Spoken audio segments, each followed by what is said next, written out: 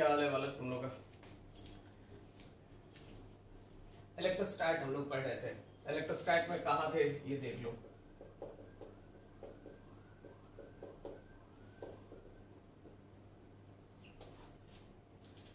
इलेक्ट्रोस्टैट में हम लोग बात कर रहे थे मेथड ऑफ चार्जिंग का। चार्जिंग के लिए 3 मेथड का बात हम लोग किए थे। पहला फ्रिक्शन मेथड, सबसे पुराना, जिसमें दो बॉडी को रब किया जाए तो रब करने के प्रोसेस में चार्ज का डेवलपमेंट होता है, एक पे पॉजिटिव तो दूसरा पे नेगेटिव, मतलब दोनों पे इक्वल मैग्नीट्यूड का अपोजिट नेचर का चार्ज डेवलप करता है। ये बात हम लोग पढ़ लिए थे। दूसरा मेथड था कंडक्शन मेथड, कि अगर दो बॉडी जिसमें से कम एक पे चार्ज हो दूसरे के कांटेक्ट में आ जाए, ध्यान देना, अगर कांटेक्ट में नहीं आएगा तो नहीं, अगर कांटेक्ट में आ जाए तो चार्ज का फ्लो शुरू होगा जो बॉडी हायर पोटेंशियल पे होगा उससे जो बॉडी लोअर पोटेंशियल पे है उसके तरफ, और ये तब तक होता रहेगा जब तक दोनों का पोटेंशियल सेम ना हो जाए। इस चैप्टर में नॉर्मली हम लोग यही पढ़ेंगे कि जितना भी बॉडी है सबका ज्योमेट्रिकल शेप सेम है, और ज्योमेट्रिकल शेप सेम होने के कारण चार्ज का बंटवारा भी बराबर होगा, मैंने बताया था। अगर अलग अलग ज्योमेट्रिकल स्ट्रक्चर होगा तो अगले चैप्टर में हम लोग पढ़ेंगे कैपेसिटर में उसका पूरा detail. Third and last one is induction method. Induction मतलब ये कि जिसमें एक बॉडी पे चार्ज है उसको देखकर दूसरे पे इंड्यूस हो जाना, कोई कनेक्शन नहीं है, बिना कनेक्शन का एक के कारण दूसरे पे चार्ज डेवलप होना, that method of charging in induction method. Induction method में हम लोग बात भी करे थे कि Q का वैल्यू जो होगा Q0 into 1 minus 1 by K, इसी को हम लोग कहेंगे बाद में परमिटिविटी, ये डाइलेक्ट्रिक कांस्टेंट ऑफ मीडियम। हम लोग पिछले क्लास में भी बात करे थे, और यही होता है फॉर प्योर कंडक्टर के लिए। K का वैल्यू जो होगा ये कुछ और नहीं, इनफाइनाइट के बराबर, और यही फॉर प्योर इंसुलेटर K का वैल्यू जो होगा वो कुछ और नहीं 1 के बराबर। इसलिए यहां Q जो होगा Q0 into 1 minus 1 by infinite, आप कहोगे Q0 के बराबर, और यहां Q का value Q0 into 1 minus 1 by 1 आप कहोगे 0 के बराबर। तो इंसुलेटर में कोई इंडक्शन नहीं होगा, प्योर कंडक्टर में उतना ही चार्ज इंड्यूस होगा जितना चार्ज इंड्यूस कराने के लिए आया है, मतलब inducing charge and induced charge दोनों का वैल्यू सेम होगा। फर्क होगा तो दोनों का नेचर पे, अगर ये पॉजिटिव ये नेगेटिव ये पॉजिटिव, मतलब induced charge and inducing charge are of equal magnitude and of opposite nature. यहां तक का डिस्कशन हम लोगों का किया हुआ है, क्लियर है? अरे सही है ना? चल आगे देखते हैं।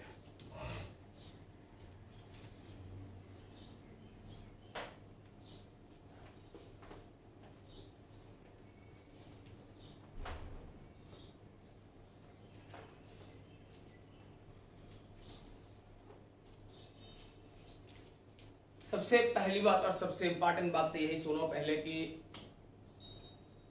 पढ़ाई बहुत मन से करो। हर लेक्चर में, क्लास में भी बोलते थे, और अभी ऑनलाइन भी लेक्चर है तो यार बोलेंगे, हर लेक्चर में बोलेंगे कि बहुत मन से पढ़ो, क्योंकि इलेक्ट्रोस्टैट चल रहा है। इलेक्ट्रोस्टैटिक्स का सबसे बड़ा इंपॉर्टेंस है कि इंटायर 12th का 80% से ज्यादा सिलेबस इस पे डिपेंडेंट है। 80 या 90% कह ले यार, क्योंकि electrostat, current, electricity, magnetism and modern physics तीनों का तीनों इसी बेस पे चलेगा, मतलब चार्ज का फंडा ही पढ़ना रहेगा। सिर्फ ऑप्टिक्स एक सेपरेट होगा, इसीलिए बहुत इंपॉर्टेंट है। और हम लोग जो शुरू करे हैं तो वो बेसिक टर्म से स्टार्ट, जैसा क्लास में होता था कि एक बार ऊपर से नहीं, जीरो से शुरू करके धीरे धीरे बढ़ते एकदम टॉप के लेवल के सवाल पे जाते थे। तो वही फंडा है, क्योंकि मुझे पता है कि जो ये लेक्चर है ये टारगेट बैच का नहीं, ये फाउंडेशन बैच के लिए है। फाउंडेशन बैच मतलब जिसने पहली बार, मतलब इलेक्ट्रोस्टैट अगर वो कर रहा है तो वो पहली बार कर रहा है, फर्स्ट टाइम के लिए। जैसे टारगेट के लिए क्या होता है कुछ फंडामेंटल चीजें उसने फाउंडेशन में जहां भी पढ़ा होता है। तो थोड़े ऊपर से अब कूलम्स लॉ से लो स्टार्ट कर लो तो समझ में आता है, लेकिन फाउंडेशन के साथ है कि चार्ज डेवलप कैसे करता है, चार्ज को टेस्ट कैसे करेंगे, पता कैसे चलेगा कौन सा चार्ज, ये सब चीजें बोर्ड एग्जाम में भी पूछता है। तो फाउंडेशन के लिए हमें दोनों चीज का ध्यान रखना है कि आपका एंट्रेंस तो अच्छा हो ही, आपका बोर्ड का प्रिपरेशन भी बहुत सॉलिड हो। और वो चीजें तभी संभव होगा जब हम लोग छोटी छोटी चीजों पे अभी ध्यान देके चलेंगे। ठीक है, तो बहुत आराम से पढ़ना है, बहुत परेशान, बहुत क्या, मैंने बार बार मैं बोलता हूँ, थोड़ा भी परेशान नहीं होना है। एकदम छोटी छोटी चीजों को लेके चलेंगे और बहुत ऊपर जैसा जाते थे वैसा जाएंगे यार। जो तरीका था वही तरीका होगा कि बहुत छोटे से कॉन्सेप्ट से स्टार्ट, बहुत खतरनाक से खतरनाक सवाल।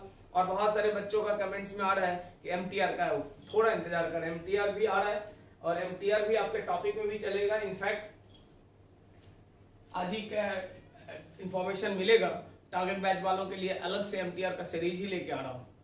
तो एमटीआर सीरीज का जो सारा इंफॉर्मेशन उसके लिए भी मिल जाएगा कि कब से शुरू हो रहा है, और एमटीआर का प्लस रिवीजन सीरीज वो लेके आ रहा हूँ, जिससे कि हमारे बच्चे बहुत जो पैनिक हो रहे हैं स्पेशली टारगेट वाला, तो उन सब के लिए सब कुछ है नॉर्मल जैसा हो।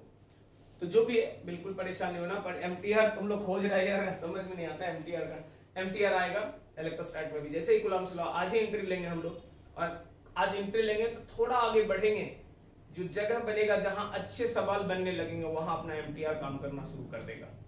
ठीक है ना, तो थोड़ा ध्यान देना बस। चल देखते हैं, अभी तक हम लोग बात कर लिए थे कि जो चार्ज डेवलप करेगा बॉडी पे उसका तरीका क्या होगा। लेकिन अब एक सवाल है कि कोई भी चार्ज डेवलप किया, जैसे मैंने इसे रब कर दिया,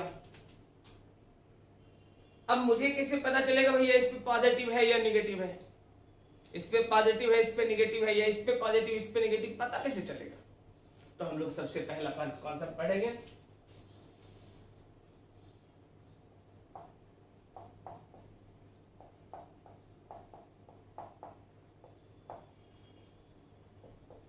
गोल्ड लीफ इलेक्ट्रोस्कोप। एक्चुअली ये एक इंस्ट्रूमेंट है और ये मेथड भी प्रैक्टिकल मेथड है, जिसका इस्तेमाल हम लोग करते हैं किसी भी कंडक्टर पे चार्ज के नेचर को पहचानने के लिए। मतलब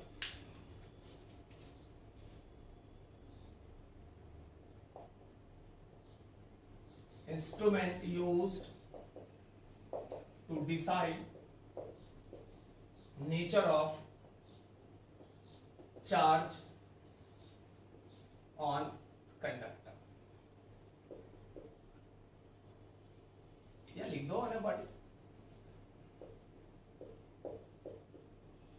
किसी भी बॉडी पे अगर चार्ज है तो चार्ज के नेचर को डिसाइड करने के लिए इस गोल्ड लीफ इलेक्ट्रोस्कोप का यूज करते हैं। अब हम लोग कहेंगे कि गोल्ड लीफ इलेक्ट्रोस्कोप है क्या, किस तरह का होता है, तो देख लो।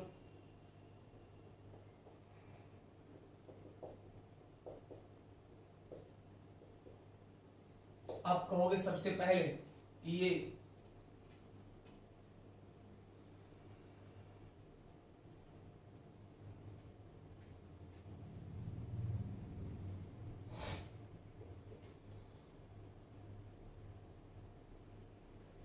ये कहते हैं न्यूट्रल इलेक्ट्रोस्कोप है। मैं एक्सप्लेन करता हूं क्या है मतलब इसका। एक्सपेरिमेंट है लेकिन सवाल इसमें आ जाता है नीट में, इलिप्स डाइवर्ज करेगा या कन्वर्ज करेगा ये समझने का, इसलिए ध्यान देकर काम करना है। ये पॉजिटिव इलेक्ट्रोस्कोप है,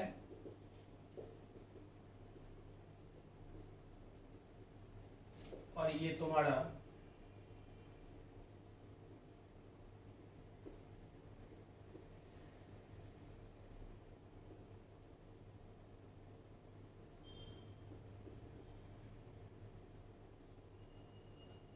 नेगेटिव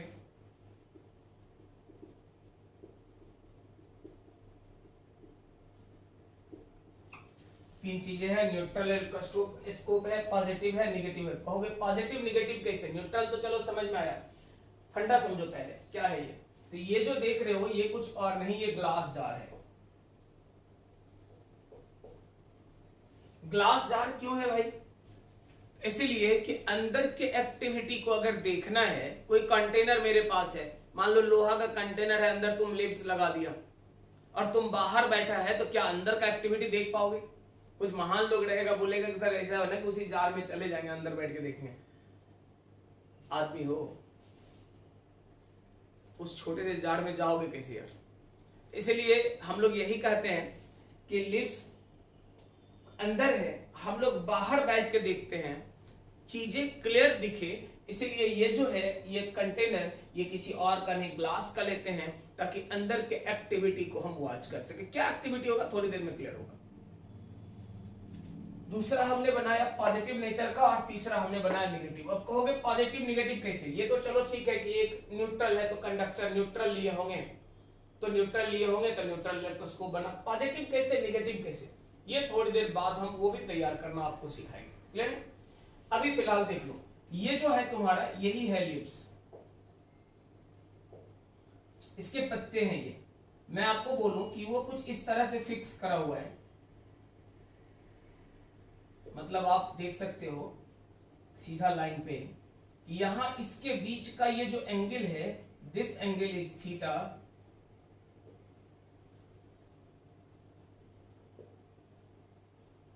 देखो ये न्यूट्रल है तो कहोगे न्यूट्रल है तो किसी तरह का अट्रैक्शन रिपल्सन नहीं है, अट्रैक्शन रिपल्सन नहीं है तो एकदम नॉर्मल, ये दोनों चिपका हुआ है एक दूसरे के साथ, ये इस तरह से। लेकिन अगर दोनों पे आपने चार्ज दिया तो ऑब्वियसली दोनों एक दूसरे को रिपेल करेगा। ध्यान दो, दोनों यहां ये इस तरह चिपका हुआ था, जैसे ही रिपल्सन स्टार्ट हुआ ये दोनों भागना लगा, भागने कब तक? तो तब तक जब तक कि दोनों के बीच इक्विलिब्रियम एग्जिस्ट ना करे। जब भी इक्विलिब्रियम होगा तो कुछ ना कुछ एंगल होगा, लेट दैट एंगल इज कितना, थीटा। तुम कहोगे निगेटिव देंगे तो निगेटिव भी दोगे, तो देख लो ये न्यूट्रल है, हम लोग पढ़ेंगे थोड़ी देर में कि similar charge repel each other. अगर निगेटिव दे दिया, न्यूट्रल पे निगेटिव डाल दिया, एक्स्ट्रा इलेक्ट्रॉन है, दोनों लीफ एक दूसरे को रिपेल करेगा, एज अ रिजल्ट एंगल जो होगा ये। तो दोनों लीफ के बीच में जो एंगल बनेगा, दैट एंगल इज क्या, तो थीटा। तो हम लोग कहेंगे यही चीज यहां से देख लो, ये यहां से है, इसका बोलो या इसका बोलो, बात एक ही है। ये तो न्यूट्रल है, दोनों कोलैप्स करा हुआ है, मतलब ये मैं बोल रहा हूं कि यहां ये दोनों लीफ है तो यहां एक हुक लगा हुआ है जिसपे ये हैंग कर रहा है और ये फ्रीली इस तरह मूव कर सकता है, फिक्स नहीं है, ऐसा फिक्स नहीं किया हुआ है कि ये हिलेगा ही नहीं। ये हुक लगा हुआ है, हुक के सपोर्ट से हैंग करा हुआ है, ताकि अगर किसी तरह का जरूरत पड़े तो ये आगे पीछे कर सकता है। क्लियर है? तो अगर आगे पीछे कर सकता है तो ये गोल्ड लीफ इलेक्ट्रोस्कोप हमने लिया। कैसे तैयार करते हैं थोड़ी देर में वो भी क्लियर करेंगे। अब आपको ये सावधानी बरतना है कि लैब में जब आप काम करने जाते हो, क्योंकि ये पूरी तरह से लेबोरेटरी मेथड है, क्योंकि आपके एग्जाम वाले सवाल आपसे पूछते हैं, बोर्ड में भी पूछ देता है, क्योंकि बोर्ड में तो प्रैक्टिकल वाला चीज है तो पूछेगा ही पूछेगा। नीट जैसा एग्जाम भी पूछा हुआ, नीट का पूछा हुआ सवाल है इस पे।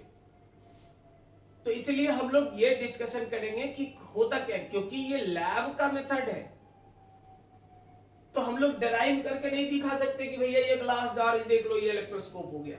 हमें इसके कॉन्सेप्ट को समझना पड़ेगा, और कॉन्सेप्ट समझने के लिए ये तो न्यूट्रल है, किसी काम का नहीं, इस दोनों में से कोई एक इलेक्ट्रोस्कोप हमें स्टडी करने के लिए उठाना पड़ेगा। जैसे मैं आपको बताऊं कि लैब में मैं गया, मैंने ये कंडक्टर एक दूसरे के अगेंस्ट रब कर दिया 1-2 मिनट तक। अब मुझे ये पता नहीं कि इस कंडक्टर पे कौन सा चार्ज है। पता करने का तरीका इलेक्ट्रोस्कोप से होगा।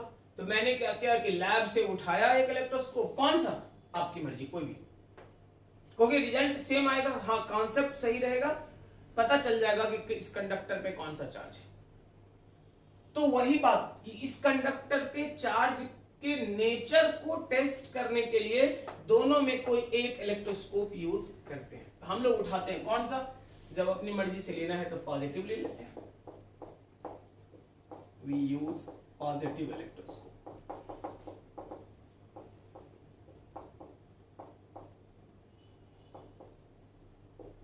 हम लोग पॉजिटिव लेते हैं, ऐसा नहीं कि पॉजिटिव ही लेंगे तो सही आएगा, निगेटिव लेने का मन करे निगेटिव लो, बात एक ही आएगा। देखो केस फर्स्ट, पॉसिबिलिटीज देखते हैं। आपने एक इलेक्ट्रोस्कोप लिया, ले लो,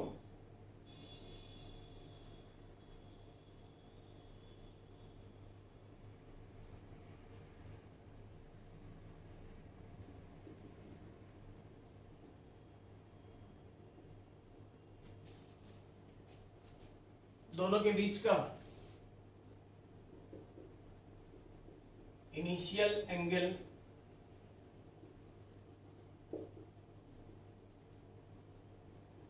दोनों लिप्स के बीच का जो एंगल बन रहा है दैट एंगल इज कितना के बराबर, तो थीटा। अब देखो केस फर्स्ट हम लोग आते हैं, case first. A positively charged conductor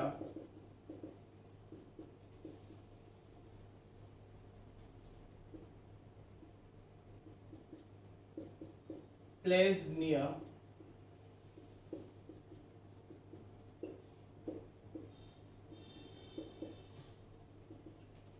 तुम कहोगे वाह सर बात तो कर रहे थे कि चार्ज कंडक्टर पे कौन सा है ये पता करेंगे, अब खुद लिख दिए पॉजिटिवली चार्ज। हाँ बस समझाने के लिए लिख रहा हूं, थोड़ी देर में क्लियर हो जाएगा पॉजिटिव है ये फैसला कैसे करेंगे। मैंने कहा एक पॉजिटिवली चार्ज्ड कंडक्टर लाया, ले आओ देखो इलेक्ट्रोस्कोप के पास नजदीक में लाओ।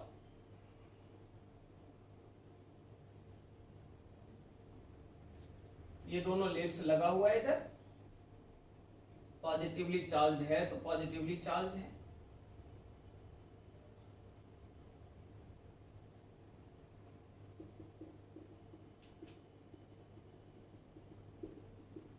एक कंडक्टर को जैसे ही यहां पे लाओगे पॉजिटिवली चार्ज्ड, तो ध्यान देकर देखना होगा क्या, तो ये चार्ज प्लस ये दोनों प्लस एक दूसरे को क्या करेगा, रिपेल करेगा या अट्रैक्ट करेगा। तो similar charge repel each other and dissimilar charge attract each other. 10th में भी पढ़े होंगे इतनी सी बात, मैं भी पढ़ाऊंगा लेकिन 10th में भी आपने पढ़ा होगा कि सिमिलर चार्ज रिपेल, तो ये पॉजिटिव इस पॉजिटिव को क्या करेगा, धक्का देगा। धक्का देगा तो ये चाहेगा कि जितना दूर जा सके उतना दूर जाके बैठ जाए। सबसे दूर का पॉइंट इस कंडक्टर से कौन है, तो लिप्स है, क्योंकि यहां से रिपल्सन के कारण दूर भागेगा। पिछले क्लास में मैंने बताया था कि अगर इंडक्शन में अपोजिट नेचर का हुआ तो जितना सामने था नजदीक था वहां चार्ज का क्रॉडनेस ज्यादा था, मतलब डेंसिटी बढ़ गया था। तो चार्ज अगर अपोजिट का था तो अट्रैक्टिव लगने के कारण क्रॉडेड हो गया था वहां पे। अगर सेम नेचर का है तो स्वाभाविक है ये दूर भागेगा, दूर भागेगा तो कहां जाएगा, तो लिप्स पे। होगा क्या, तो देख लो चार्ज ऑन लिप्स इंक्रीज कर गया। इसका मतलब है कि ये जो लिप्स है दोनों पे रिपल्सन फोर्स, दोनों एक दूसरे को देखो उसी के कारण तो डाइवर्टेड है। थोड़ी देर पहले मैंने बोला था कि दोनों सेम नेचर होने के कारण एक दूसरे को रिपेल करता है। स्वाभाविक है अगर चार्ज बढ़ गया तो दोनों के बीच रिपल्सन फोर्स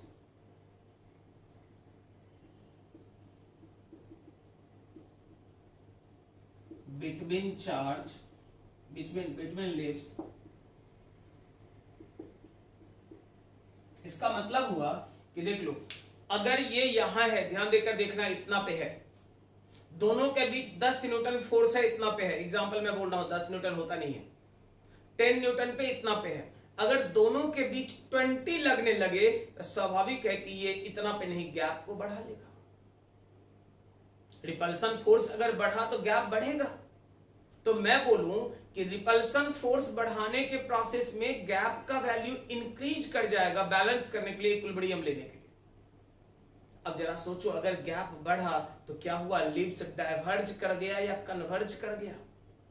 अगर नजदीक आता तो कन्वर्ज, अगर दूर जा रहा है तो डाइवर्ज। मतलब साफ है कि इस केस में अगर बोलोगे तो लिप्स क्या करेगा, angle between lips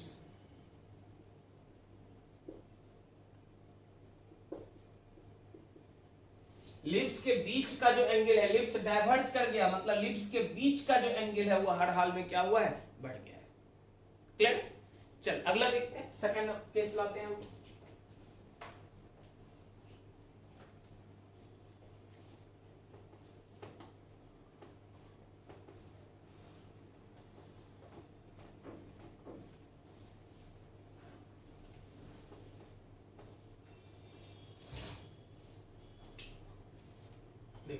case second है, नेगेटिवली चार्ज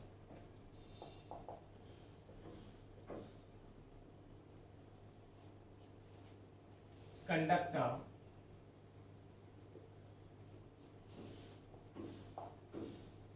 placed near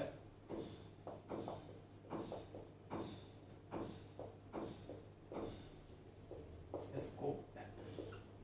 अगर इलेक्ट्रोस्कोप के नजदीक में निगेटिवली चार्ज्ड कंडक्टर को रखोगे, देख लो रखते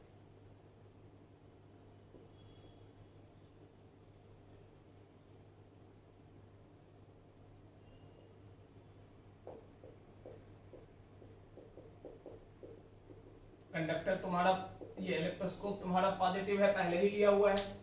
एक निगेटिवली चार्ज्ड कंडक्टर आपने रखा, सही है।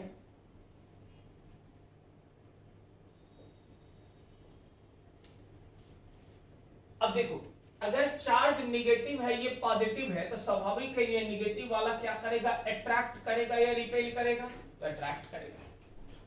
अगर इसने अट्रैक्ट किया तो ये चार्ज आएगा कहां से, तो ये लिप्स का जो चार्ज है उस अट्रैक्टिव फोर्स के कारण किधर बढ़ेगा, तो ऊपर की तरफ। अगर लिप्स का चार्ज ऊपर चला गया तो इस लिप पे चार्ज क्या होगा, घट जाएगा।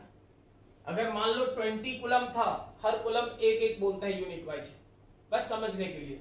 अगर मान लो 5 कूलम भाग गया तो अब 15 कूलम बच गया, क्योंकि इसका चार्ज भाग रहा है अट्रैक्टिव के कारण ऊपर की तरफ, तो यहां चार्ज का वैल्यू क्या होगा, घट जाएगा। आप देख लो, तो हम लोग कहेंगे कि सबसे पहला बात ये होगा कि चार्ज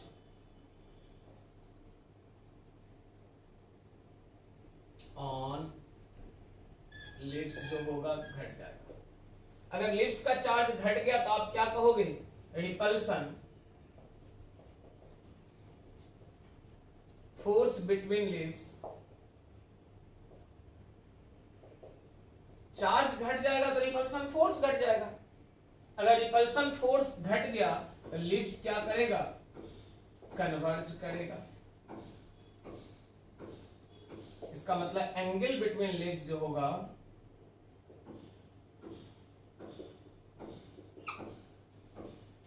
क्लियर, कि लिप्स के बीच का जो एंगल होगा वो एंगल क्या होगा, घट जाएगा। क्योंकि अगर देख लो 20 माइक्रो कूलम अगर मान लो चार्ज था और ये इतने एंगल पे था और घट के 15 हो गया, तो चार्ज घटने से स्वाभाविक है धक्का देना, ज्यादा चार्ज ज्यादा धक्का, कम चार्ज कम धक्का, मतलब कम हो गया तो ये नजदीक आएगा, अगर नजदीक आएगा तो ये एंगल तो घट गया। तो हम लोग कहेंगे कि एंगल जो हो गया वो घट गया लिप्स के बीच में, मतलब लिप्स कन्वर्ज कर गया। चलो अब आते हैं कॉन्सेप्ट।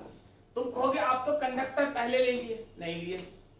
सीधा समझो, एक इलेक्ट्रोस्कोप मैंने लिया, मैं इस कंडक्टर को लाया, मुझे नहीं पता था कैसा कंडक्टर है, क्योंकि ये ग्लास जार है। हम लोग इस ग्लास जार में इस लिप्स के पे कॉन्सेंट्रेट करके देखेंगे। अगर इसके लाने के बाद यहां से शुरू करो, यहां दिखाई देगा हमें कि दोनों के बीच में एंगल बढ़ रहा है या दोनों के बीच में एंगल घट रहा है, दो में से कोई एक ही बात होगा। दोनों के बीच में एंगल बढ़ेगा या एंगल घटेगा। अगर दोनों के बीच एंगल बढ़ रहा है, इसका मतलब रिपल्सन जो है लिप्स के बीच का वो बढ़ चुका है, मतलब लिप्स का चार्ज बढ़ गया है, मतलब दोनों का नेचर क्या है, तो सेम टाइप का है।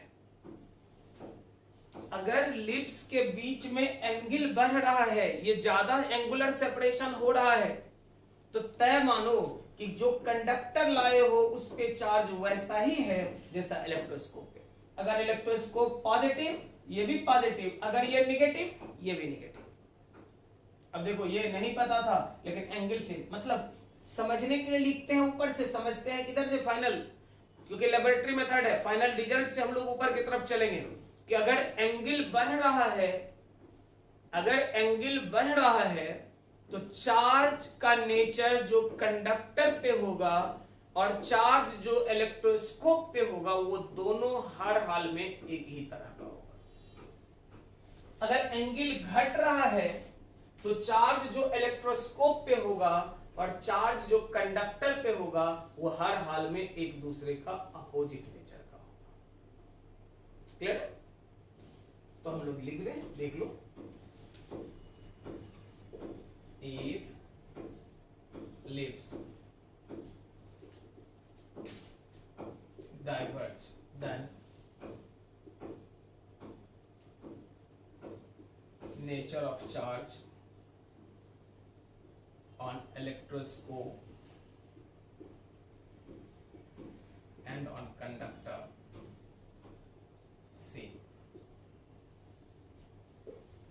If converge then nature of charge on electroscope and on conductor, बस इतनी से बात याद रख। सेम या अपोजिट क्या होगा ये ध्यान रखना है कि अगर डाइवर्ज किया तो सेम, अगर कन्वर्ज कर गया तो दोनों एक दूसरे का अपोजिट नेचर का होगा। क्लियर है? आगे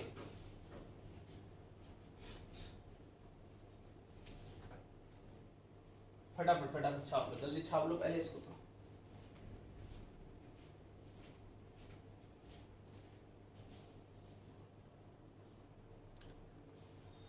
चलो हम लोग पढ़ रहे थे अभी इलेक्ट्रोस्कोप का। क्लियर है?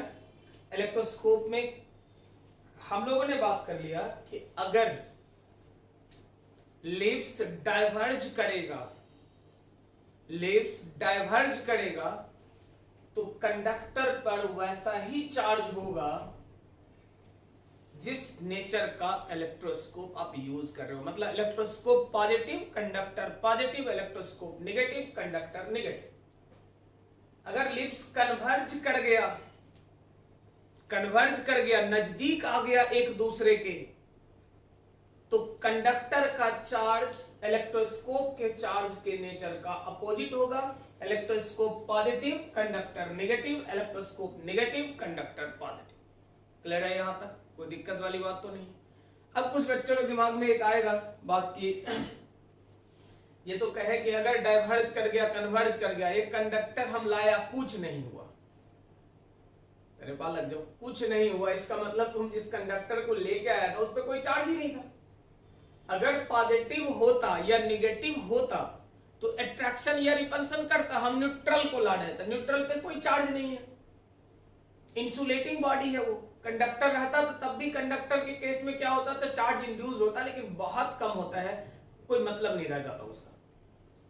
लेकिन अगर हम लोग कहते हैं कि लाए और किसी तरह का कोई न बढ़ना न घटना, कुछ नहीं हुआ दोनों में, तो उस केस में इस मतलब साफ निकलेगा कि जो कंडक्टर लेकर हम लोग आए थे उस पर किसी तरह का कोई चार्ज मौजूद नहीं था। तो अगर डाइवर्ज कर गया तो सेम नेचर, कन्वर्ज कर गया तो अपोजिट नेचर, कुछ नहीं हुआ तो न्यूट्रल। क्लियर है? चल आगे देखते हैं। अब एक सवाल है कि इलेक्ट्रोस्कोप की मदद से हम टेस्ट करते हैं, सही बात है, लेकिन हमारे पास इलेक्ट्रोस्कोप रहेगा तब ना टेस्ट करेंगे। इलेक्ट्रोस्कोप कैसे तैयार करते हैं? तो देखो,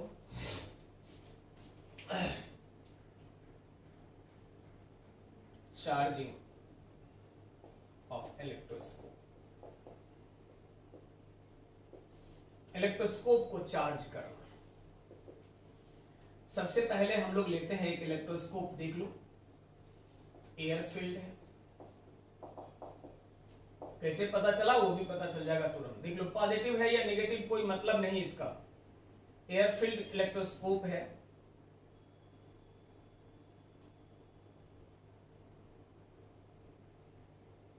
मैंने पॉजिटिव लिया, ध्यान देकर देखना, बेसिक कॉन्सेप्ट याद रखने का बात है बस। एक्सरे से बम्बार्डमेंट किया जाता है, ये कौन सा रे है? एक्सरे। मैंने पहले बोला ये एक्सपेरिमेंट है, एक्सरे ही क्यों, गामा रे क्यों नहीं? तो ये सब लेबोरेटरी मेथड है, लैब में करोगे टेस्ट तो पता चलेगा। लेकिन अभी फिलहाल हम लोग यही याद रखेंगे कि हम लोग बम्बार्डमेंट करते हैं किससे? तो एक्सरे से। एक्सरे जिसका पेनिट्रेशन पावर बहुत ज्यादा है और वो मीडियम से क्रॉस करने के दौरान मीडियम को आयनाइज कर देता है। तो हम लोग क्या कहते हैं कि एयर, एयर का मतलब क्या क्या? ऑक्सीजन। एयर का मतलब क्या नाइट्रोजन, एयर का मतलब क्या हाइड्रोजन नहीं, एयर का मतलब मिक्सचर ऑफ गैस है, हाइड्रोजन भी है, ऑक्सीजन भी है, नाइट्रोजन भी, सब है एयर। तो अगर एयर फिल्ड है इलेक्ट्रोस्कोप में, तो जैसे ही एक्सरे आएगा, एक्सरे के बम्बार्डमेंट के कारण जो एयर है अंदर का, वो एयर आयोनाइज हो जाएगा। देख लो, ये एयर है अंदर, ये बनेगा क्या, पॉजिटिव आयंस, और कौन सा, नेगेटिव आयंस। पॉजिटिव, क्योंकि एयर पे जैसे ही पड़ा था एयर आयोनाइज हो गया, एयर पॉजिटिव हो गया, एयर क्या हुआ, नेगेटिव। पॉजिटिव वाले को तो ये गोल्ड लीव्स धक्का दे रहा होगा, लेकिन नेगेटिव वाले को अपने तरफ खींच लेगा, क्योंकि इस पॉजिटिव का मतलब ये नहीं कि प्रोटॉन ज्यादा है, इस पॉजिटिव का मतलब सिर्फ ये है कि इलेक्ट्रॉन इसका कहीं भाग गया है, शॉर्टेज ऑफ इलेक्ट्रॉन है। जब यहां नेगेटिव आयंस दिखेगा, मतलब एक्सेस इलेक्ट्रॉन दिखेगा, तो ऑटोमेटिकली उसको अट्रैक्ट करेगा। अगर अट्रैक्ट कर लिया तो स्वाभाविक रूप से आप क्या कहोगे, देख लो, तो लीव्स आपका जो होगा, जिसपे पॉजिटिव चार्ज था, तुरंत का तुरंत वो क्या करेगा,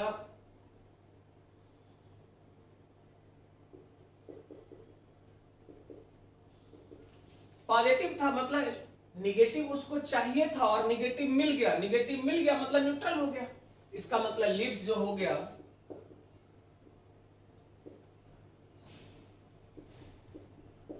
कोलैप्स कर गया। मतलब लीव्स अगर कोलैप्स कर गया, तुम कहोगे निगेटिव रहता तो निगेटिव इलेक्ट्रोस्कोप लो, आयंस तब भी यही बनता, पॉजिटिव और निगेटिव। पॉजिटिव वाले को अट्रैक्ट कर लेता, अगर पॉजिटिव को अट्रैक्ट किया तो फिर भी लीव्स कोलैप्स कर जाता।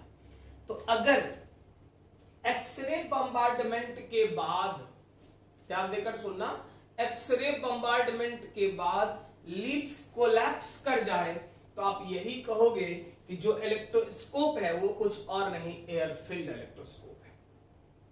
क्लियर है? दूसरा केस देख लो, पॉजिटिव इलेक्ट्रोस्कोप, ये वैक्यूम इलेक्ट्रोस्कोप, ए पार्ट में पॉजिटिव। अगर हम पॉजिटिव लिए हैं तो क्या होगा, कैसे पता चलेगा, देखो, हम लोगों ने पॉजिटिव इलेक्ट्रोस्कोप यूज करा हुआ है, बढ़िया बात है, करिए।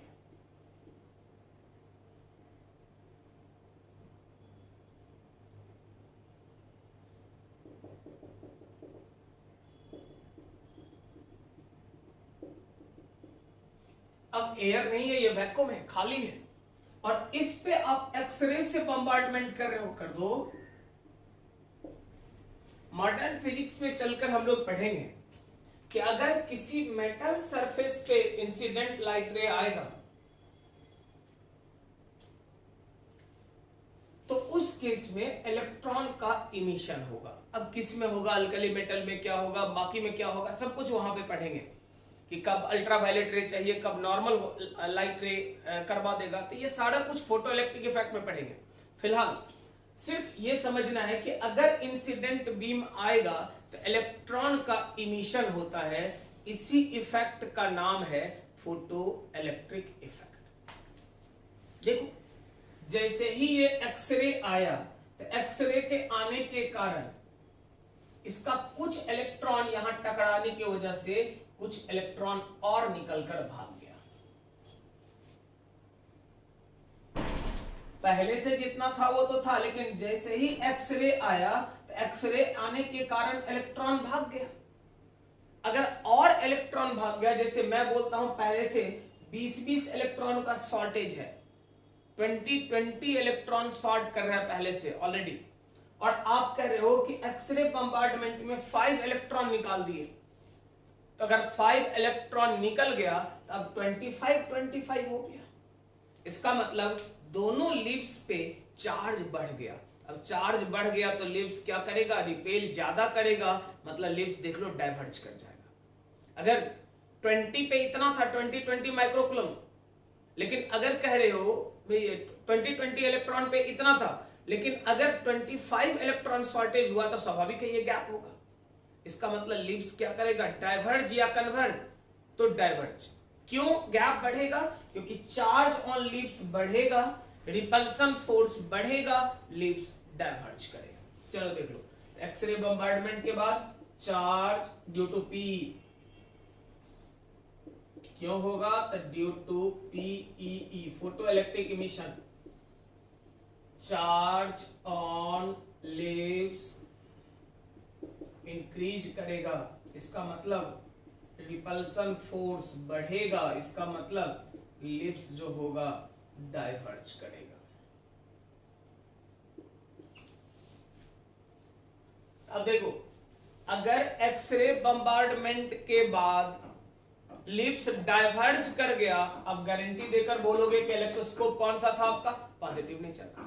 अब कहोगे नेगेटिव रहेगा तो क्या होगा? ध्यान देकर देख लो थोड़ा, या हम लोग बात कर लेते हैं। नेगेटिव रहेगा तो क्या होगा?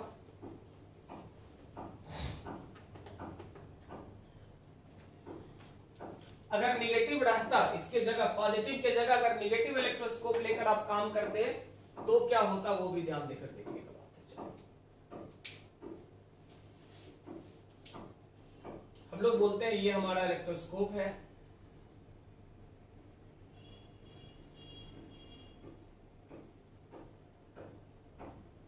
नेगेटिव नेचर का कह रहा है,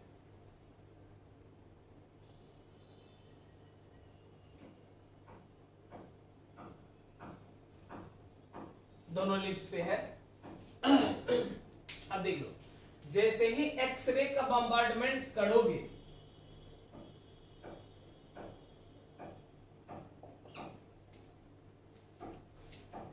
जैसे ही आप एक्सरे का बम्बार्डमेंट करोगे तो एक्सरे के आने के साथ होगा क्या?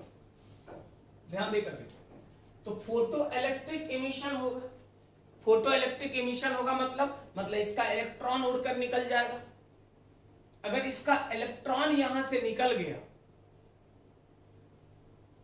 इलेक्ट्रॉन एक्स्ट्रा था ही, निकल गया, तो और बढ़िया बात है यार, लिप्स का चार्ज क्या होगा? घट जाएगा। जैसे अगर मान लो 20-20 इलेक्ट्रॉन दोनों पे था और आपके बम्बार्डमेंट के कारण 5 इलेक्ट्रॉन निकला, तब तो 15-15 इलेक्ट्रॉन बचा। तो अगर number of electron on lips घट गया तो चार्ज ऑन लिप्स घट जाएगा, और अगर लिप्स का चार्ज घट गया तो स्वाभाविक है रिपल्सन फोर्स। देख लो, दोनों लिप्स है, 20-20 इलेक्ट्रॉन है तो इतना, अगर कह रहे हो 5 इलेक्ट्रॉन दोनों का निकला तो 15-15 हो गया, मतलब उस केस में सेपरेशन घटेगा या बढ़ेगा? तो क्लियर है कि चार्ज घटेगा, सेपरेशन भी क्या होगा? घट जाएगा। तो आप क्या कहोगे? तो due to P E E, charge on leaves जो होगा घटेगा, एफआर जो होगा घटेगा, लिप्स क्या करेगा? तो कन्वर्ज करेगा। क्लियर है? तो देखो, वैक्यूम इलेक्ट्रोस्कोप का ये बी पार्ट है तुम्हारा। अगर आपने तैयार कर लिया, मतलब कोई कंडक्टर ये मेरे पास था, मुझे ये पता था इस पे चार्ज है, पॉजिटिव की नेगेटिव मुझे नहीं पता था, मैंने इसकी मदद से तैयार कर लिया इलेक्ट्रोस्कोप। अब मुझे पता करना है कि जो इलेक्ट्रोस्कोप मैंने बनाया पॉजिटिव है या नेगेटिव। तो तरीका बड़ा सिंपल है, एक्सरे से बम्बार्डमेंट करके देखो, अगर आपको लिप्स डाइवर्ज करता हुआ दिखेगा तो क्लियर है पॉजिटिव इलेक्ट्रोस्कोप है, लिप्स कन्वर्ज करता हुआ दिखेगा तो नेगेटिव इलेक्ट्रोस्कोप है।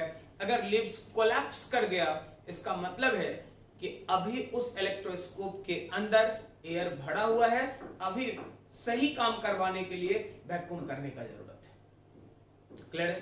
तो देखो, चार्ज से स्टार्ट की हर चीज स्टेप बाय स्टेप। चार्ज कैसे डेवलप करेगा, तरीका हम लोगों ने पढ़ लिया।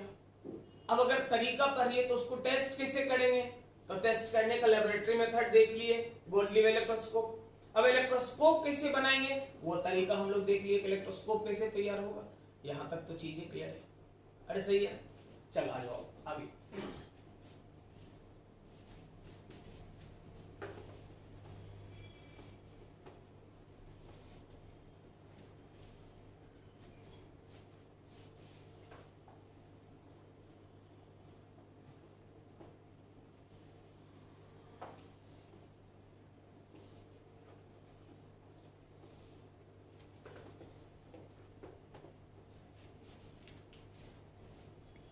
अब आते हैं हम लोग अभी तक इनफैक्ट इलेक्ट्रोस्टैट का बाउंड्री तैयार कर रहे थे कि इलेक्ट्रोस्टैट में हमें पढ़ना क्या क्या है। अब हम लोग आते हैं सही से इलेक्ट्रोस्टैट पढ़ने के लिए, मतलब इलेक्ट्रोस्टैट का सबसे इंपॉर्टेंट जो थ्योरम है कूलम्ब्स लॉ, जहां से इलेक्ट्रोस्टैट ओरिजिनली स्टार्ट होता है और जहां से आपको वो चेन रिएक्शन वाला न्यूमेरिकल मिलेगा, थोक के भाव में न्यूमेरिकल मिलेगा, तो वो जगह हम लोग आ गए हैं। अभी चार्ज को बाउंड्री बना रहे थे, चार्ज कैसे तैयार होगा, क्योंकि बिना चार्ज का इलेक्ट्रोस्टैटिक फील्ड फोर्स का कॉन्सेप्ट नहीं आता, तो वो हम लोग देख लिए। लेकिन अगर वो देख लिए तो अब हम लोग कह रहे हैं कि कूलम्ब्स सर ने क्या कहा, कूलम्ब्स का लॉ क्या है, इलेक्ट्रोस्टैट का बेस क्या है, यहीं से स्टार्ट करते हैं। देखिए, तो हम लोग कहते हैं कि कूलम्ब्स लॉ सबसे पहले,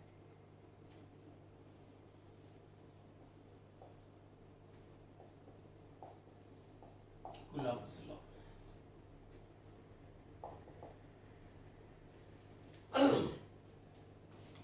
चलो, चार्ज का दो नेचर होता है, पॉजिटिव और नेगेटिव। ये बात सबसे पहले डी.यू. फे सर ने बोला था, हम लोगों ने स्टार्टिंग के क्लास में लिखा हुआ है। तो शुरू करते हैं, एक एक करके पॉइंट लिखना। Nature of charge,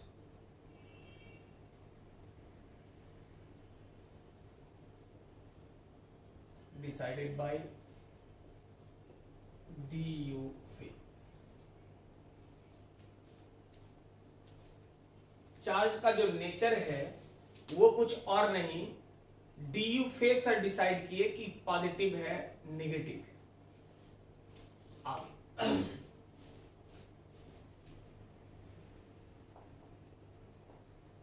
nature of force between charge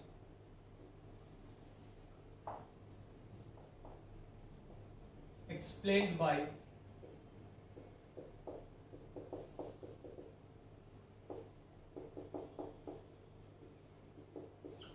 doctor William Gilbert. William Gilbert sir ही वो साइंटिस्ट थे जिन्होंने चार्ज के बीच लगने वाले फोर्स के नेचर को एक्सप्लेन किया।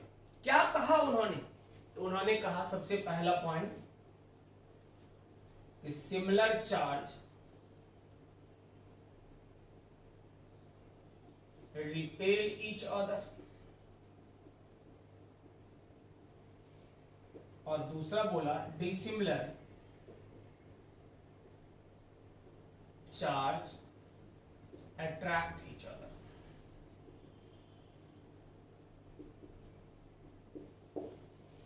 दो सिमिलर चार्ज एक दूसरे को धक्का देगा और दो डिसिमिलर चार्ज एक दूसरे को खींचेगा।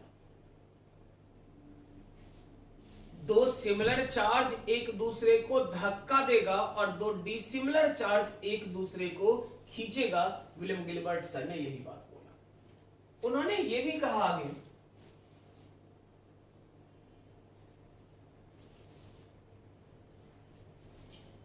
कि force between charge named as force of interaction. अगर समझ में आ गया कि अट्रैक्ट कर रहा है या रिपेल कर रहा है तो अट्रैक्शन रिपल्सन लिखेंगे, लेकिन अगर कुछ समझ में नहीं आए तो एक वर्ड पे ध्यान देना कि वो फोर्स ऑफ इंट्रैक्शन कहलाएगा। अगर अट्रैक्टिव है तो अट्रैक्टिव, रिपल्सिव है रिपल्सिव। लेकिन अगर मेरे समझ में नहीं आ रहा है कि अट्रैक्टिव या रिपल्सिव, तो हम लोग सीधा बोल देंगे फोर्स ऑफ इंट्रैक्शन है। मतलब देख लो, आप कह सकते हो फोर्स ऑफ इंट्रैक्शन है,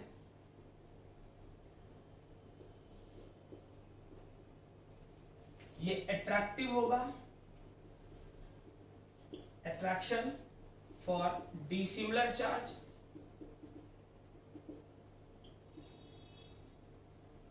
और रिपल्सन होगा for similar charge. Similar charge के लिए बोलोगे तो क्या होगा, रिपल्सन होगा। डिसिमिलर चार्ज के लिए बोलोगे तो अट्रैक्शन होगा। कंबाइंड एक बार में अगर नाम बोलना हो तो इंट्रैक्शन बोलेंगे। तो उन्होंने कहा कि सिमिलर चार्ज एक दूसरे को रिपेल करेगा, डिसिमिलर चार्ज एक दूसरे को अट्रैक्ट करेगा, कंबाइंड फॉर्म में फोर्स का एक नाम फोर्स ऑफ इंट्रैक्शन। क्लियर है? आगे force of interaction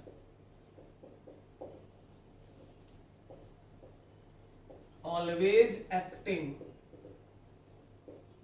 on both body and is acting along line connecting body। Part की लिख लो।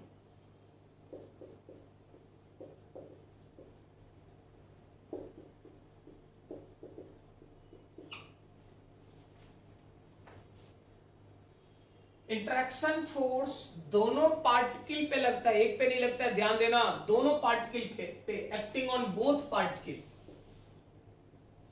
और किधर? तो acting along line connecting particle, particle को कनेक्ट करने वाले लाइन पे लगता है। मतलब देख लो, this one is positive Q1 and this one is positive Q2। Positive है दोनों के बीच कैसा फोर्स? अट्रैक्शन या रिपल्सन? तो रिपल्सन, क्योंकि सिमिलर है। रिपल्सन मतलब धक्का देने वाला। देखो फोर्स, आप क्या पढ़ोगे इसको? Force on 2/1। 2 पे लगाया किसने? 1 ने लगाया। एक बात बताओ, 1 ने 2 पे धक्का लगाया, क्या 2 छोड़ देगा कि हाँ बेटा तू लगाता रहा? 2 भी लगाएगा। कितना? तो F क्या पढ़ोगे? तो फोर्स ऑन 1/2। 1 पे लगा, 2 ने लगाया, 2 पे लगा, 1 ने, लेकिन ये जब भी लग रहा है तो जो दोनों को कनेक्ट करने वाला लाइन है उसी लाइन पे। अब देखो, आप कह रहे हो एक निगेटिव है,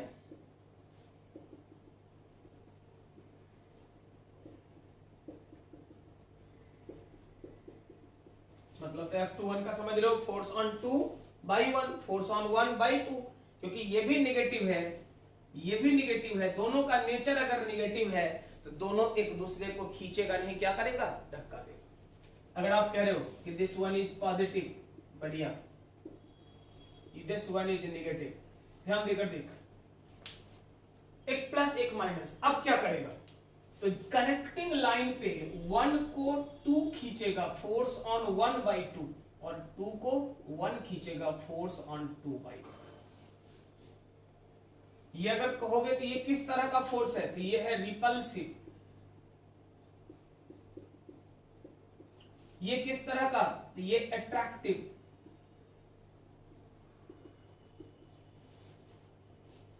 अपने तरफ खींचना, 1 क्या कर रहा है? तो इसको खींच रहा है, अपने तरफ ला रहा है। अपने तरफ फोर्स लगाना मतलब अट्रैक्टिव, उसके तरफ लगाना मतलब रिपल्सिव। जैसे मान लो ये बोर्ड है तो मैं इसे नीचे पकड़ के पुल करूं, अपने तरफ ला रहे हैं तो पुलिंग, खींचना, और अगर बोर्ड के तरफ दे, धक्का दे इस तरह से, तो कहते हैं पुशिंग टुवर्ड्स बोर्ड। तो बॉडी के तरफ फोर्स लगेगा, पुशिंग, बॉडी से दूर के तरफ लगेगा पुलिंग। अब उसी पुशिंग और पुलिंग को आप कह लो रिपल्सिव और अट्रैक्टिव। अगर टुवर्ड्स बॉडी तो रिपल्सिव, मतलब पुशिंग, यही धक्का देने वाला है। अवे फ्रॉम बॉडी मतलब अट्रैक्टिव, इसी को पुलिंग बोलते हैं, खींचने का। तो ये जो काम करेगा रिपल्सिव मतलब क्लियर है, इसी को कहोगे कि आप पुशिंग, ये क्या है? तब पुलिंग।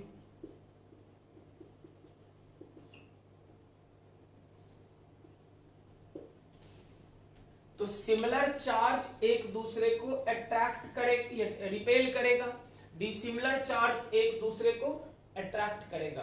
ये अट्रैक्ट करने वाला जो फोर्स है वो हमेशा उसी लाइन पे होगा जो लाइन दोनों चार्ज को जोड़ता होगा। क्लियर? चल फटाफट छाप लो।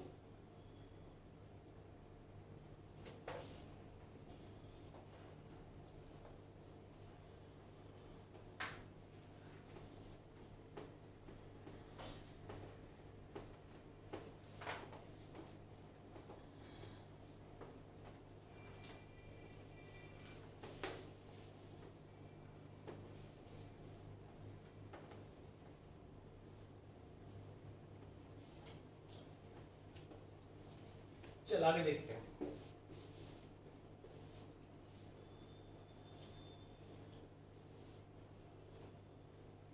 देख, एक मैंने कहा ये प्लस Q1 है, ध्यान देकर देखना। मैंने कहा कि ये माइनस Q2 है। क्या करेगा? अक्सर लगने लगता है कि अच्छा ये फोर्स है, दोनों चार्ज पार्टिकल के बीच अट्रैक्टिव हुआ किधर? तो फोर्स ऑन 1/2, फोर्स ऑन 2/1।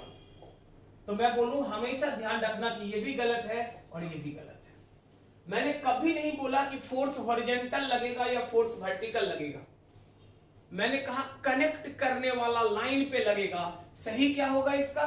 तो सही ये होगा, देख ले, this plus Q1, this minus Q2। Attractive है, बढ़िया बात है। फोर्स ऑन 2/1 अट्रैक्टिव है, फोर्स ऑन 1/2 करेक्ट है। कितना होगा ये बाद में देखेंगे, लेकिन अभी फिलहाल ये पता है कि दोनों को कनेक्ट करने वाला लाइन पे ये फोर्स लगेगा, कहीं और नहीं लगेगा।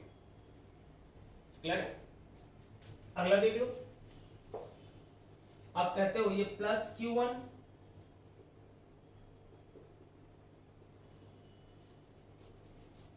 दोनों फोर्स लगाएगा एक दूसरे पे। 1 लगाएगा किस पे? 2 पे। 1 लगाएगा 2 पे, किधर?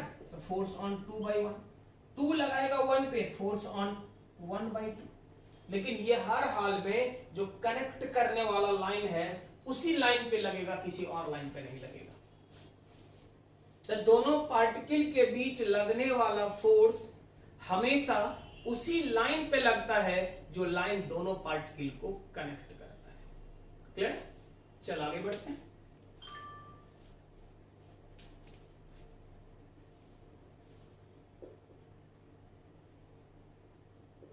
If two particles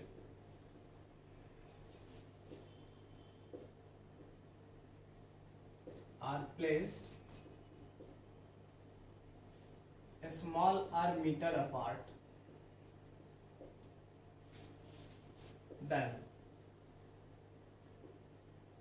force of interaction, क्योंकि मुझे नहीं पता Q1 Q2 पॉजिटिव है या निगेटिव, कुछ भी हो सकता है, इसलिए लिख रहे हैं फोर्स ऑफ इंटरेक्शन।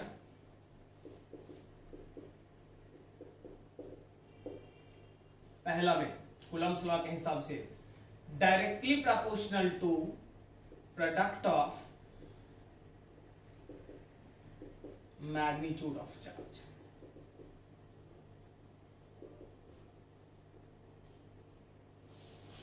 मतलब फोर्स जो होगा डायरेक्टली प्रोपोर्शनल होगा किसका? Q1 Q2 का। यहां दिखा रहे हैं, देख ले, ये Q1 है, ये Q2 है, दोनों को आपने R सेपरेशन पे सेपरेट करा हुआ है, तो फोर्स जो होगा डायरेक्टली प्रोपोर्शनल होगा किसका? Q1 Q2 का। बी में inversely proportional to square of separation between charge. Charge के बीच के सेपरेशन के स्क्वायर का इनवर्सली, मतलब फोर्स इनवर्सली होगा किसका? R square. आप इसे 1 बोल दो, इसको 2 बोल दो। फ्रॉम 1 and 2, कुछ मत कर, LHS ध्यान दे, LHS 1 है, तो आप कहोगे फोर्स डायरेक्टली प्रोपोर्शनल हो गया Q1 Q2 डिवाइडेड बाय, यह तो कूलम्ब्स फॉर्मूला है कि फोर्स जो हो गया डायरेक्टली प्रोपोर्शनल है Q1 Q2 डिवाइडेड बाय किसके? R से। प्रोपोर्शनलिटी साइन को हटाने के लिए एक कांस्टेंट लाते हैं,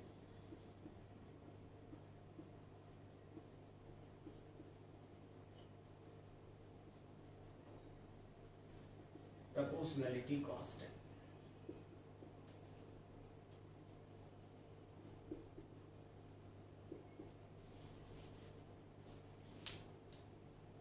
तो क्या रिलेशन आया? तो F equal C into Q1 Q2 divided by R square. एक चक्कर दिलाने वाला बात है भाई कि ये C कौन है, कितना होगा इसका वैल्यू, यूनिट डायमेंशन से ही बोलते आ रहे हैं कि 2 या 2 से ज्यादा फिजिकल क्वांटिटी के बीच रिलेशन लाना आसान है, सबसे टेढ़ा काम कुछ है तो वह है कांस्टेंट को ढूंढना।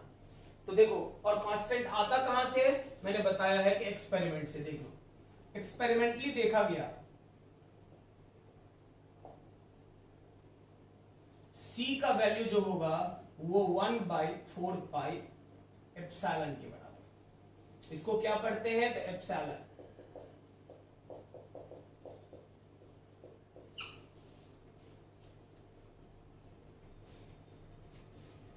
क्या होता है एप्सिलॉन, तो हम लोग कहते हैं कि यही इसी का नाम है, परमिटिविटी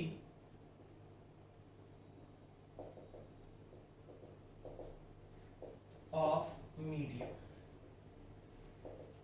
अब कहोगे कि ये परमिटिविटी, एप्सिलॉन बस सिंबल है। एप्सिलॉन क्या है, तो सिंबॉलिक नेम है क्या एक्चुअली ये, तो ये मीडियम का परमिटिविटी है।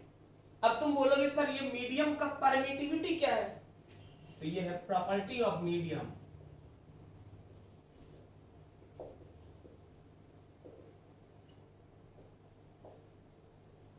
having nature to abstract electric lines of force। देखो अभी इसके बारे में हम लोग नहीं पढ़े हैं, लेकिन इसको समझाना तो होगा यहाँ, तो मैं समझाने का तरीका बताता हूं, बड़ा सिंपल सा। अगर नॉर्मल आइज से खुले आंख से देखो, खुले जगह पे, जैसे छत पे खड़ा होकर आसमान की तरफ, दिन में नहीं रात में देखना, क्योंकि दिन में तो सनलाइट बहुत तगड़ा रहता है यार, अभी गर्मी के टाइम में मुश्किल कर देगा। लेकिन अगर मान लो कि रूम के अंदर ही लाइट ऑन है और आप देखते हो, तो कितना दूर तक दिखाई देगा, तो जहां तक कोई सॉलिड ऑब्स्टैकल नहीं है वहां तक तो दिखाई देगा। अगर रात में छत पे खड़ा होकर देखते हो तो आसमान में मतलब स्टार्स तक आपको दिखाई देता है, और ऑन दैट बेसिस ही हम लोग बोलते हैं कि हम लोगों का जो विजन है वो इनफाइनाइट तक का है। सही बात है, बड़ा अच्छा विजन है। रूम के अंदर अगर हो, जहां भी अभी बैठे हो, वहीं पर फ्रंट पे देखो, अगला वॉल जहां तक होगा वहां तक चीजें दिखाई दे रहा होगा, क्लियरली दिख रहा होगा। क्यों दिख रहा है, क्योंकि वहां से रिफ्लेक्टेड लाइट रे आया जो आपके आइज के रेटिना पे इमेज बनाया, इसलिए चीजें विजिबल। अगर मैं यहां खड़ा हूं तो मुझे आगे का चीज दिख रहा है, पीछे का तो नहीं दिख रहा है। क्यों, क्योंकि पीछे का रिफ्लेक्टेड लाइट रे मेरे आइज के रेटिना पे नहीं आ रहा है, लेकिन आगे का रिफ्लेक्टेड लाइट रे मेरे आइज के रेटिना पे आ रहा है, इसलिए चीजें विजिबल है मेरे लिए। सही बात है, रिफ्लेक्ट होके आएगा तभी चीजें विजिबल होगा। अब मैं बोलता हूं अगले केस में कि इसको लाइंस ऑफ फोर्स के कॉन्सेप्ट के हिसाब से समझते हैं।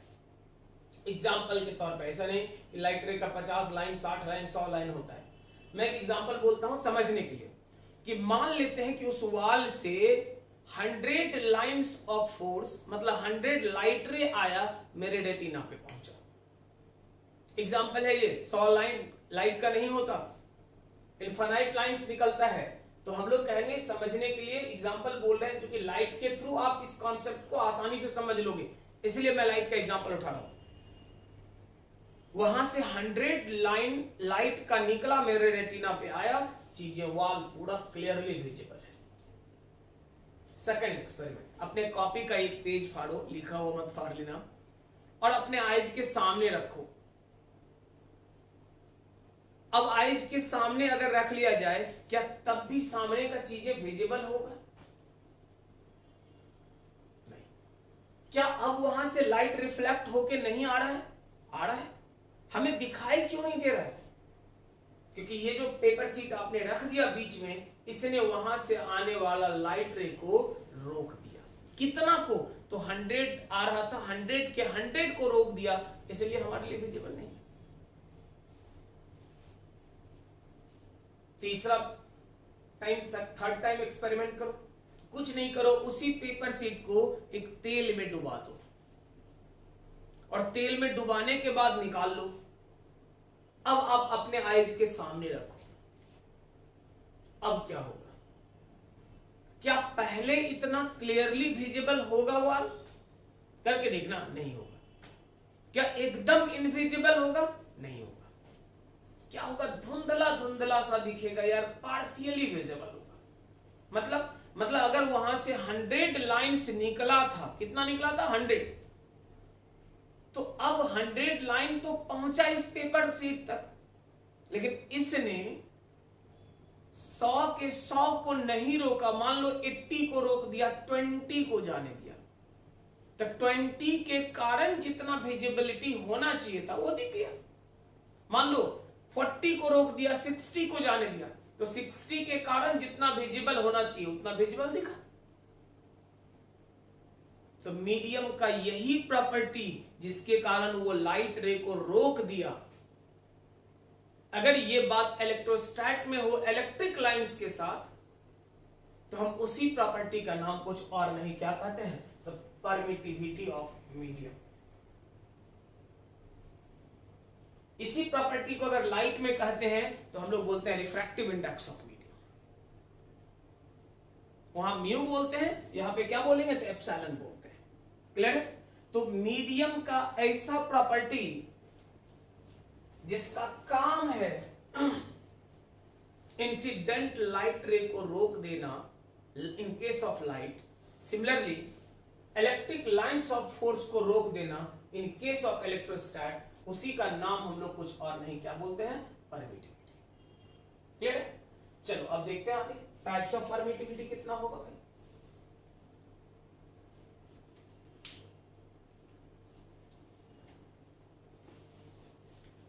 फटाफट फटाफट छाप लिया।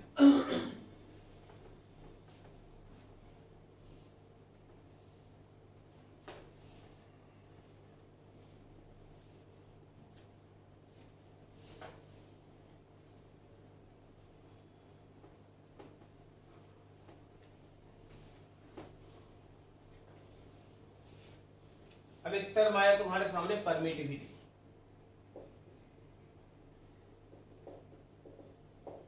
है क्या ये तो मैंने क्लियर कर दिया। कितने तरह का होगा तो दो तरह का है। एक का नाम है एब्सोल्यूट परमिटिविटी,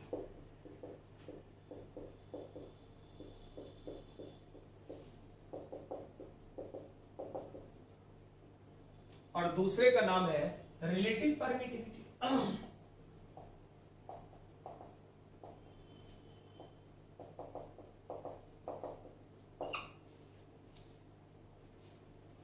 अगर मान लो कि इलेक्ट्रिक लाइंस ऑफ फोर्स को कोई रोकता है, तो कोई भी एक्सपेरिमेंट परफॉर्म करेंगे यार तभी ना जब हम लोग रहेंगे, और हम लोग तभी ना रहेंगे जब वहां पे एयर मौजूद हो। इसका मतलब है कि एयर मीडियम में जो अब्स्ट्रैक्शन है उसी को फंडामेंटल बोल दिया गया, उसी का नाम कुछ और नहीं क्या बोला गया, एब्सोल्यूट।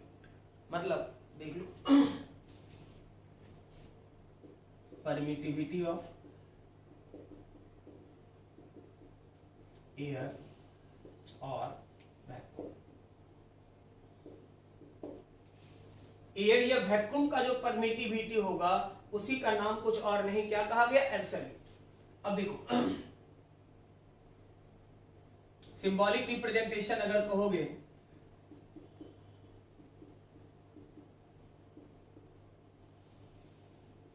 याद रखना, पहले भी पढ़े इसलिए बहुत परेशान होने का बात नहीं है। किसी भी टर्म में अगर यहां जीरो लग जाता है तो नॉट बोलते हैं, अगर एप्सिलॉन में लग गया तो क्या बोलेंगे, एप्सिलॉन नॉट। क्या बोलेंगे, एप्सिलॉन में लग गया तो एप्सिलॉन नॉट के बराबर। अब देख low value of epsilon not,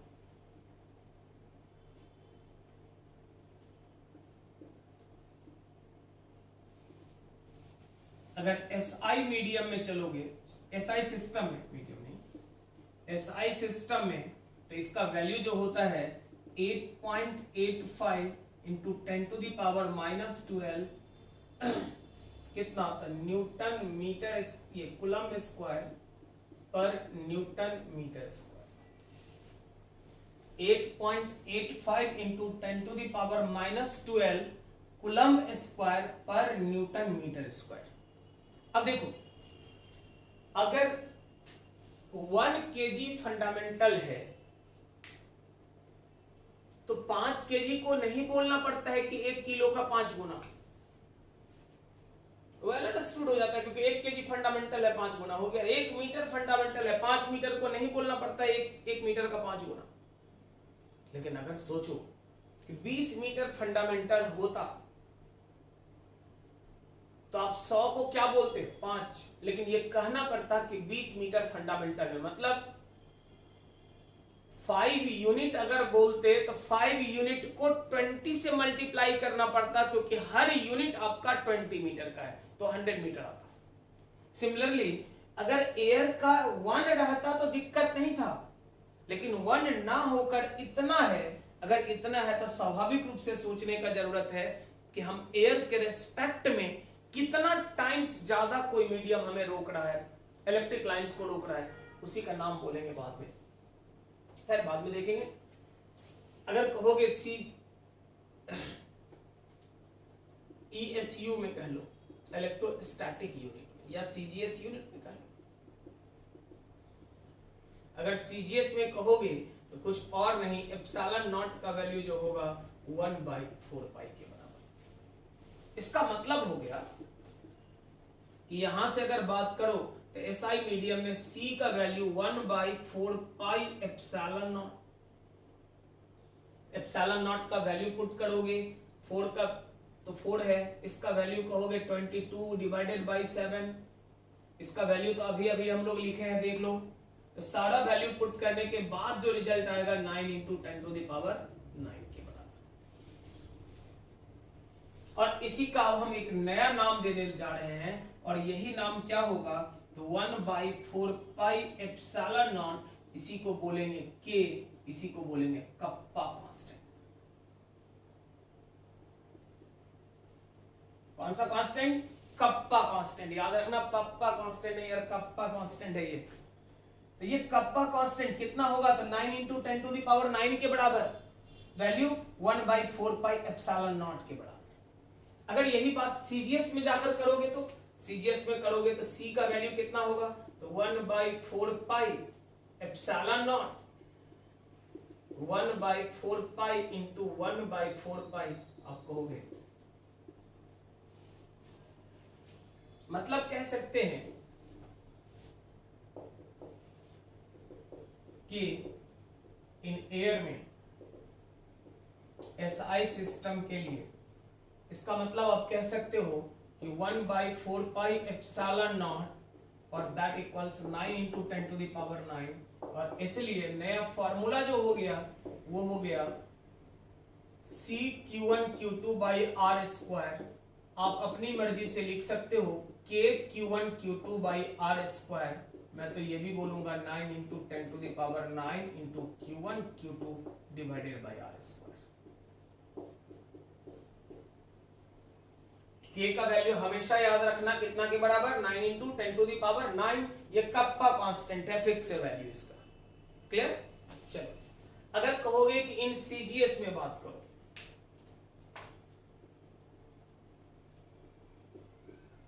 CGS system, CGS का मतलब SI सिस्टम का मतलब क्या हुआ? SI सिस्टम का मतलब ध्यान देना, चार्ज जो होगा कूलम्ब में होना चाहिए और डिस्प्लेसमेंट जो होना चाहिए मीटर में। SI सिस्टम उसी को कहते हैं जिसमें चार्ज होना चाहिए कूलम्ब और डिस्प्लेसमेंट सेपरेशन किसमें? मीटर में। अगर कहते हो CGS का मतलब चार्ज जो होना चाहिए ESU इलेक्ट्रोस्टैटिक यूनिट में, और सेपरेशन जो होना चाहिए किसमें? सेंटीमीटर में।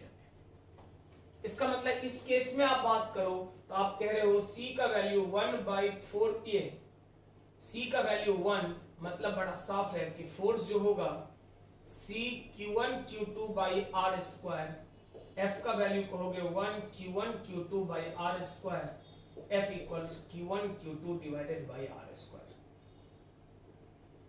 अब आपको ये लगेगा कि सर बड़ा कंफ्यूजन है, इसमें Q1Q2/R² बोले इंटू 9 × 10⁹, इसमें 9 × 10⁹ गायब है, क्या दोनों सेम होगा? एकदम सेम होगा।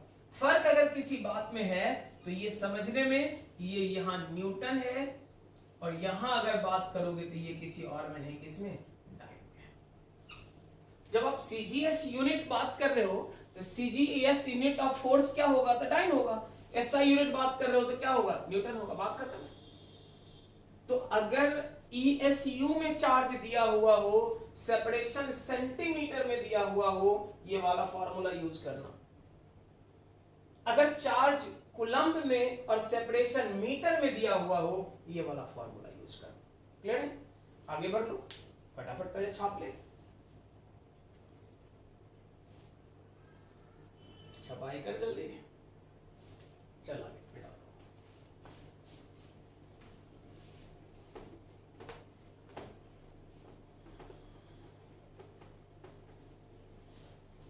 ऑनलाइन क्लास में एक फायदा है तुम लोगों के साथ कि छापने के लिए टाइम एक्स्ट्रा नहीं देना पड़ता यार, छापने में तुम लोग तेज हो गया, ये एक फायदा बड़ा जबरदस्त आ रहा है।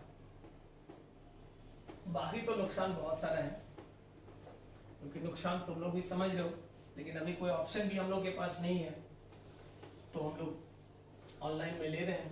बट ऑनलाइन ऑफलाइन दोनों अलग अलग चीज है। ऑनलाइन में ये कुछ एडवांटेज भी है, जब मन करे पढ़ लो, क्योंकि आपके पास वीडियो रिकॉर्डेड मिलता है, जब मन करे पढ़ लो।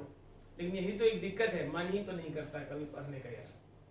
ऑफलाइन में ये नहीं, ऑफलाइन में है कि प्रेशर एक रहता है कि क्लास आना है तो आना है, और चीजों को अगर आप सुनेंगे तो थोड़ा तो मन करता ही करता है।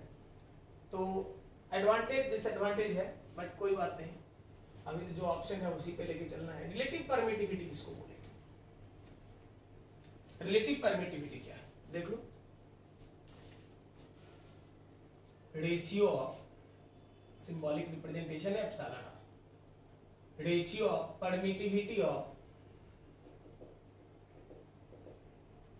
Medium to permittivity of vacuum.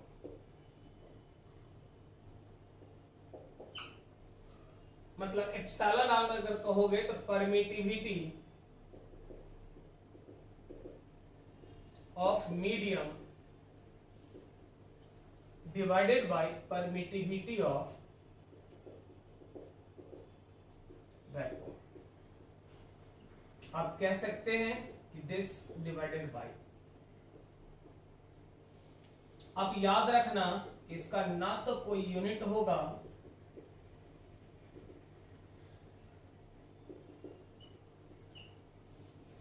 इसी का दूसरा नाम ऑल्सो नेम्ड एज, यही नाम ज्यादा फेमस है,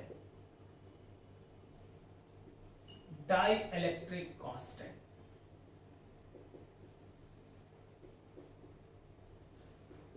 रिलेटिव परमिटिविटी अक्सर देखोगे बच्चे कंफ्यूजन में रहते हैं, उन्हें लगता है परमिटिविटी और डाइलेक्ट्रिक कांस्टेंट एक ही है। नहीं, दोनों बहुत अलग अलग चीज है। परमिटिविटी किसी भी मीडियम का वो प्रॉपर्टी है जो लाइंस को ऑब्स्ट्रैक्ट करेगा। रिलेटिव परमिटिविटी एयर के रेस्पेक्ट में उस मीडियम का स्ट्रेंथ कितना गुना रोकने का है वो है। मतलब ये अगर कहोगे तो ये 1 2 3 4 5 6 कुछ भी हो सकता है, न्यूमेरिकल वैल्यू में इंटीजर में जाएगा। लेकिन आप कहोगे परमिटिविटी ऑफ मीडियम तो वो 8.85 इंटू 10⁻⁻12 के मल्टीपल में होगा, 2 गुना 3 गुना 4 गुना 10 गुना, जितना टाइम्स उसका होगा वो रहेगा। तो हमेशा याद रखना, कंफ्यूजन होता है बच्चों को, लेकिन आप हमेशा क्लियर रखना कि ये रिलेटिव परमिटिविटी डाइलेक्ट्रिक कांस्टेंट है, जबकि परमिटिविटी मीडियम का प्रॉपर्टी है। क्लियर? चलो अब अगर इतना लिख रहे हैं तो हम लोग कह सकते हैं यहां से then epsilon equals epsilon naught into epsilon R. Hence, from C equals 1/4 pi epsilon, आप कह तो सकते ही हो कि C equals 1/4 pi epsilon naught into epsilon R. आप ये भी कह सकते हो 1/4 pi epsilon naught into 1/epsilon R, मतलब C का वैल्यू K बाई।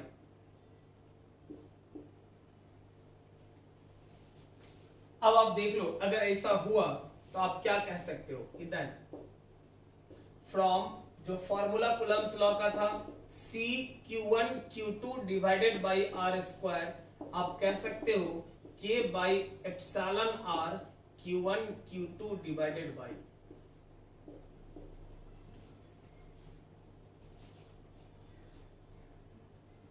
क्लियर? आगे चल के देखो, फॉर एयर के लिए। देखो कंपैरिजन भी एयर से करते हैं और मीडियम भी हमारा एयर है। अगर एयर मीडियम में बात करोगे तो आप कह सकते हो epsilon equals epsilon naught, then epsilon R अगर कहोगे तो epsilon divided by epsilon naught, मतलब epsilon naught by epsilon naught. मतलब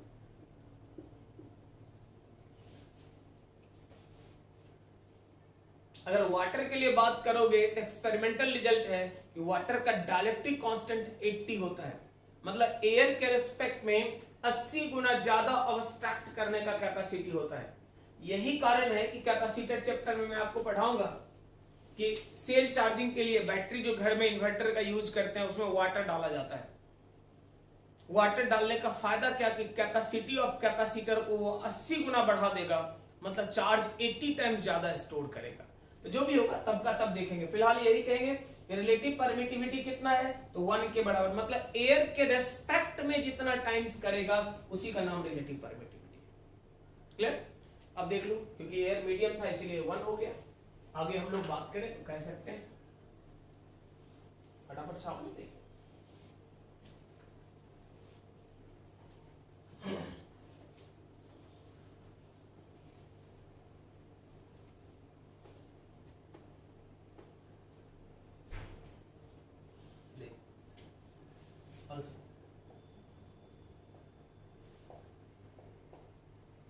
आपने क्या कहा 1/4 pi epsilon naught epsilon R Q1 Q2 divided by R square. Epsilon naught का वैल्यू लगा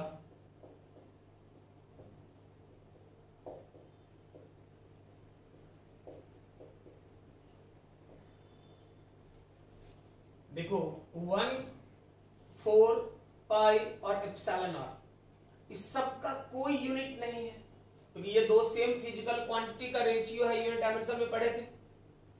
तो इसका यूनिट नहीं है, ये तो न्यूमेरिकल वैल्यू कोई यूनिट नहीं, तो यूनिट बस यहां है क्या, तो चार्ज का coulomb into coulomb divided by newton into metre square. आप कह सकते हो कूलम्ब स्क्वायर पर न्यूटन मीटर स्क्वायर, यूनिट हो गया। अगर कहते हो कि डायमेंशन भी चाहिए, बिल्कुल, कूलम्ब का मतलब IT का स्क्वायर, न्यूटन का मतलब MLT-2 L स्क्वायर, आप ले लो I2T2 डिवाइडेड बाय, आप कहोगे m का पावर -1, L का पावर -3, T का पावर 4, I का पावर। अगर कहा जाए कि परमिटिविटी का यूनिट क्या होगा, परमिटिविटी का डायमेंशन क्या होगा, क्लियर है जी? कोई दिक्कत वाली बात है तो? अरे सही है, चल आगे बढ़ते हैं। जो फाइनल रिजल्ट है हमारा वो एक बार लिख लेते हैं, कूलम्ब्स लॉ का, जो काम का होगा। सिमिलर चार्ज रिपेल करेगा, डिसिमिलर चार्ज अट्रैक्ट करेगा। फॉर्मूला क्या क्या बन के तैयार हुआ, F का वैल्यू हो गया K by epsilon R Q1 Q2 divided by, जहां पे K क्या है तो 1/4 पाई एप्सिलॉन नॉट, कितना होगा तो 9 × 10⁹ SI सिस्टम के लिए, और यही वैल्यू होगा 1 CGS सिस्टम के लिए। बेसिक फार्मूला अगर बोले तो यही फार्मूला याद रखना है हर जगह के लिए। फॉर एयर मीडियम के लिए अगर बात करो, क्योंकि ज्यादातर सवाल आपका एयर में रहेगा, एप्सिलॉन R1, इसका मतलब F का value K Q1 Q2 divided bye, मतलब ये कहां पे है तो ये मीडियम में है। मीडियम का मतलब एयर में हो, ये वाटर में हो, पेट्रोल में हो, केरोसिन में, कहीं भी कोई भी मीडियम हो, उस मीडियम का है ये। हवा में कितना होगा तो हवा का एक एग्जांपल छोटा सा लिख लेते हैं। If dielectric constant of a medium is 6, then find permittivity of medium। बहुत छोटा सा लेकिन बड़ा ही कंफ्यूजन वाला सवाल होता है ये, क्योंकि कंफ्यूजन और किसी बात को लेके नहीं, बच्चों के दिमाग में बैठा रहता है कि डायलेक्ट्रिक कांस्टेंट और परमिटिविटी एक ही है। अब देख लो, डायलेक्ट्रिक कांस्टेंट मैंने बोला 6, मैंने बोला परमिटिविटी बताओ, परमिटिविटी का मतलब क्या, एप्सिलॉन। क्या होगा भाई, एप्सिलॉन का value epsilon naught into epsilon R, ये तो 8.85 10⁻⁻12, और ये रिलेटिव परमिटिविटी, जो भी डायलेक्ट्रिक कांस्टेंट है याद रखना, रिलेटिव परमिटिविटी मल्टीप्लाई करेंगे आंसर आ जाएगा। क्लियर? तो ये बेसिक इंफॉर्मेशन हम लोग पढ़े।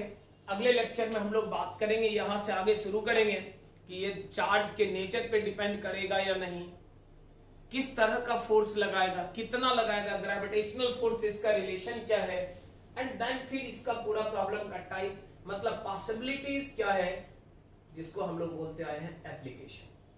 तो वो कूलम्ब्स लॉ का एप्लीकेशन, प्रॉपर्टीज, वो सारे कुछ के बारे में हम लोग अगले लेक्चर में बात करेंगे। क्लियर है? चला गया।